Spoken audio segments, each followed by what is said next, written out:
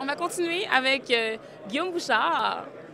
Bonjour Guillaume, comment vas-tu? Ça va bien, toi? En forme? Ben oui, ben oui. Tu es tout de rouge? Ben oui, je suis le seul qui est probablement habillé en rouge à part toi. Mais je suis contente de te voir aujourd'hui, particulièrement parce que je pense que tu fais très bien avec les prédictions technologiques en tant que CEO de NVI Solutions. Puis aussi parce que tu es un de nos finalistes du concours Math TMT Prediction Is. Alors, est-ce que tu es un peu énervé de savoir si tu vas être le grand gagnant? Ben oui et non, j'ai hâte de voir un peu ce qui va arriver.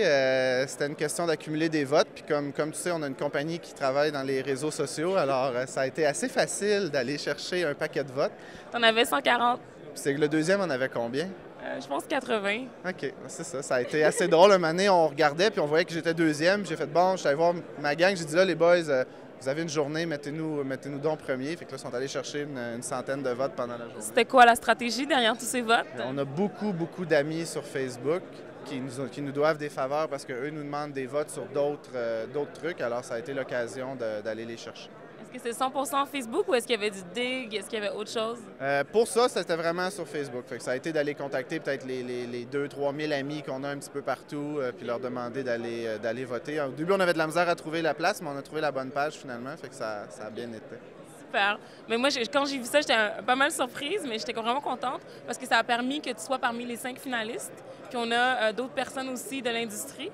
Puis par rapport à NVI Solutions, en tant que spectateur pour les prédictions technologiques qui vont commencer sur peu, est-ce que tu t'attends à quelque chose? Ben moi, j'aimerais ça. Je sais pas s'ils vont parler beaucoup des réseaux mobiles, mais ça m'intéresse de voir un peu la guerre des géants, un petit peu comme j'avais expliqué là, dans mon vidéo. Qu'est-ce qui va se passer avec Reem, avec l'arrivée de Google, l'arrivée de Wind, qui est le nouveau carrier au Canada. J'ai vraiment hâte de voir cette grosse bataille-là entre le software, le hardware dans les téléphones, puis aussi la bande passante. Je pense qu'il y a vraiment une guerre intéressante. Il y a beaucoup de joueurs qui se positionnent dans des endroits qui sont différents.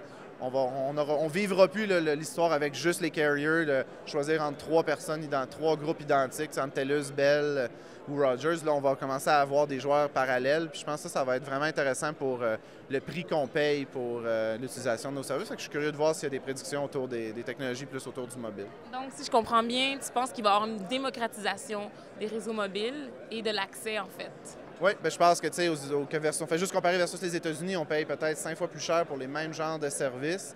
Même, tu peux aller chercher un plan aux États-Unis pour l'Amérique du Nord qui va être moins cher que le plan que tu aurais au Canada. Fait que, tu sais, je pense qu'on est vraiment dû au Canada pour qu'il y ait un peu là, la fin, un peu, comme on disait, du cartel de ces trois joueurs-là.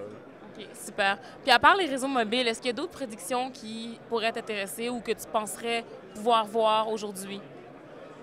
Ben, j'aimerais ça. Je suis toujours un peu curieux avec les choses qui concernent l'aéronautique, puis tout ce qui concerne l'espace de façon générale, voir où est-ce qu'on s'en va là-dessus. Fait que j'ai hâte de voir s'il y a quelque chose sur la plate pour ça. Mais sinon, je suis un peu curieux. C'est la première fois que je viens ici. Fait que j'ai hâte de voir un peu ça ressemble à quoi. Là.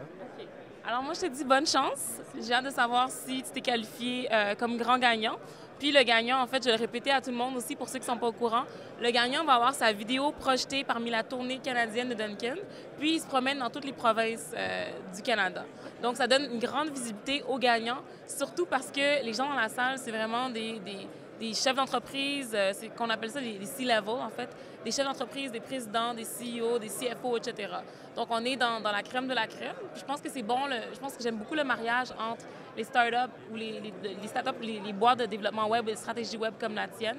Puis le mélange de plus TMT, on a des gens de clean tech, on a des VCs aussi.